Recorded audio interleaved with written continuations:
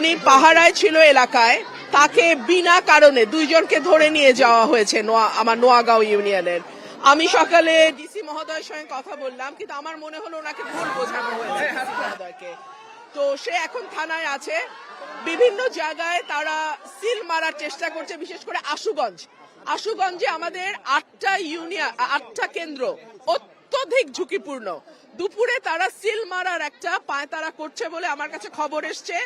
আমি সেনাবাহিনী, পুলিশ, সবাইকে, ডিসি সবার কাছে আমি এই কেন্দ্রগুলোর নাম পাঠিয়ে দিয়েছি। দেখা যাক কি হয়। এই যে আমি শুরু করলাম, এখন 9টা বাজে, এখন শুরু করলাম।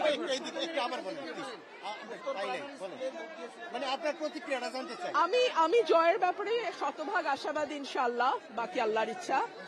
আর আমার নেতা কর্মীদের উপরে কিছুটা প্রশাসনিক হেনস্থার শিকার হচ্ছে। আমার দুজন কর্মীকে গতকাল রাতে পুলিশ ধরে নিয়ে গেছে।